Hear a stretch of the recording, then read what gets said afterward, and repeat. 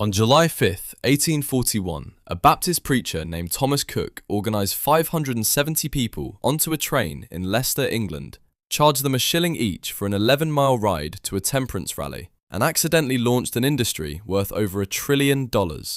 Before that Monday morning, mass tourism as we know it simply didn't exist. Hi guys, I'm Monty and I'm a linguist and a history enthusiast. I create videos that give you a new perspective on modern concepts. If you learned something from this video, please consider liking it and subscribing to my channel to help me grow and create more of this kind of content. And let me know in the comments what you'd like to see me talk about in my next video. Think about the last vacation you took. The hotel booking, the flight comparison, the travel insurance, the guided tours. None of that infrastructure existed before trains.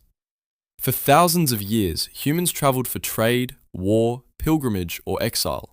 But traveling for fun, for relaxation, for the sheer pleasure of seeing somewhere new. That was the privilege of a tiny elite who could afford months-long journeys by horse and carriage, risking robbery, disease, and death along muddy roads. The word tourist itself wasn't coined until the 1760s, and it carried negative connotations. It described wealthy English aristocrats making what many considered frivolous trips to the continent. But even they weren't really tourists in our modern sense. They were making educational grand tours that lasted months or even years, not quick getaways. What we call tourism, middle-class families taking planned vacations to specific destinations, required something that didn't exist until the railway age: the ability to travel quickly, safely, cheaply, and on schedule. Thomas Cook wasn't trying to invent tourism that summer morning in 1841. He was a 33-year-old woodturner turned missionary who spent his days walking the English countryside, trying to convince people to stop drinking alcohol. He'd covered over 3,000 kilometers on foot for the temperance cause when he realized something obvious. Trains were faster than walking. The Midland Counties Railway had just opened the line between Leicester and Loughborough. Cook approached them with a proposition.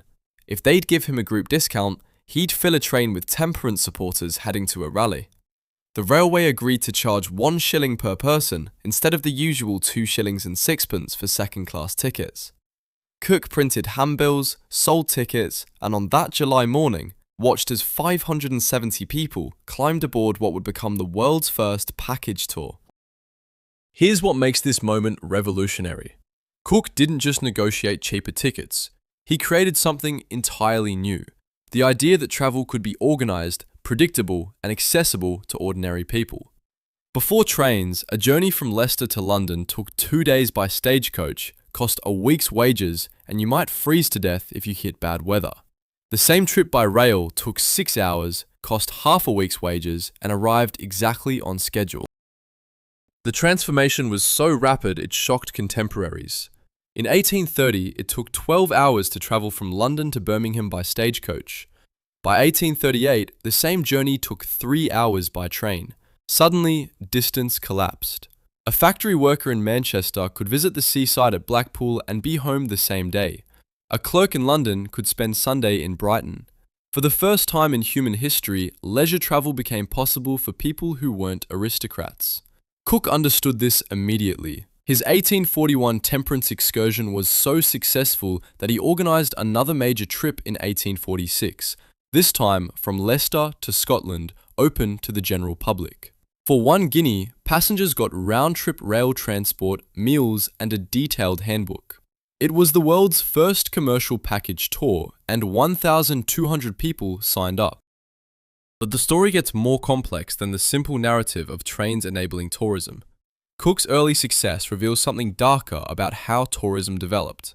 It was built on exclusion and displacement from the very beginning. Take the American West. When the first transcontinental railroad was completed in 1869, it didn't just make tourism possible, it made the systematic removal of Native Americans profitable. The same trains that brought tourists to see the wild frontier were used to transport soldiers to fight Indigenous peoples and settlers to claim their land. The Northern Pacific Railway's 1883 marketing materials advertised trips to see vanishing tribes and pristine wilderness that had been home to complex societies for thousands of years. The Grand Canyon offers a perfect example. When the Santa Fe Railway reached the canyon in 1901, it immediately began marketing it as a tourist destination. The railway built the luxurious El Tovar Hotel right on the rim and hired Hopi artists to perform authentic ceremonies for visitors. But the Hopi and other tribes had been living in and around the canyon for over 800 years. The untouched wilderness that tourists came to see was actually shaped by Indigenous management practices. Tourism didn't just discover these places, it erased their human history and repackaged them as empty spectacles. The same pattern played out across Europe. Cook's tours to Scotland promoted romantic highland scenery while ignoring the highland clearances that had forcibly removed tenant farmers to make way for sheep and, eventually, tourists. His trips to Ireland advertised picturesque ruins without mentioning that many were the result of systematic economic oppression. Even the technology itself wasn't neutral. Railway companies didn't just respond to tourist demand, they created it. The Pennsylvania Railroad hired teams of writers and artists to produce guidebooks, postcards, and magazine articles promoting destinations along their routes. They built hotels, restaurants, and attractions. They invented the very idea that certain places were worth visiting. This is why tourism exploded so quickly after 1841. It wasn't just that trains made travel easier. Railway companies had massive financial incentives to convince people to travel. Empty train seats were lost revenue, so railways became the world's first tourism marketing machines. They had to teach people to want things they'd never wanted before: vacations, sightseeing, leisure travel. The results were staggering. By 1851, Cook was organizing trips to the Great Exhibition in London that brought 165,000 people to the capital, many seeing it for the first time.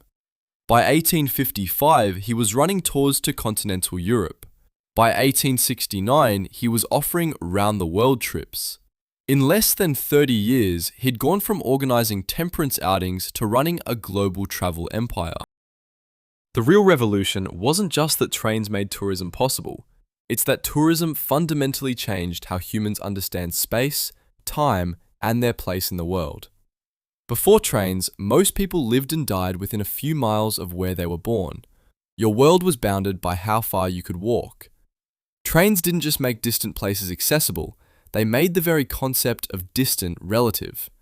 Suddenly, London wasn't 3 days away from Manchester, it was 3 hours away. The Alps weren't an impassable barrier between northern and southern Europe, they were a scenic route. This shift created what historians call tourist consciousness, the idea that the world exists to be consumed as spectacle. Before tourism, people might travel to conduct business, visit family, or fulfill religious obligations. But the idea that you could travel simply to look at things, to collect experiences, to consume places as entertainment, that was genuinely new. And it spread with shocking speed. By 1914, Thomas Cook & Son was organizing tours to Egypt, India, Australia, and America. The company had offices in every major city and employed thousands of guides, translators, and local agents. They published their own guidebooks, issued their own currency, Cook's coupons accepted worldwide, and even ran their own steamship lines. The First World War temporarily halted this expansion, but it also revealed how deeply tourism had penetrated global culture. When the war ended, people didn't just want to return to normal life. They wanted to travel. The 1920s saw an explosion of tourism that dwarfed even Cook's success. Ocean liners became floating palaces. The Orient Express turned train travel into luxury theatre. Airlines began offering passenger service. By 1930, tourism had become so central to the global economy that the collapse of international travel during the Great Depression helped deepen the economic crisis. Countries that had built their identities around attracting tourists, Switzerland, Italy, parts of the American West, found themselves economically devastated when the visitors stopped coming. This reveals tourism's ultimate paradox. It promises to show us the authentic world, but it can only exist by transforming that world into something artificial. Every tourist destination becomes a performance of itself. The quaint fishing village maintains its quaintness because tourists expect it. The pristine wilderness is carefully managed to appear untouched. The authentic cultural experience is choreographed for foreign consumption. Thomas Cook died in 1892, just 51 years after that first temperance excursion to Loughborough. He lived to see his simple idea that ordinary people should be able to travel safely and affordably transform the world. But I wonder what he would make of tourism today, when over 1 billion people cross international borders every year, when entire economies depend on the movement of tourists, when the places we visit exist primarily to be visited. That train ride in 1841 didn't just create an industry, it created a new way of being human, one where the world becomes a collection of destinations, where experience becomes a commodity, and where movement itself becomes a form of consumption. We are all, in some sense, Thomas Cook's children, carrying the assumptions he helped create about what it means to see the world. The question is whether we're seeing it or just consuming it.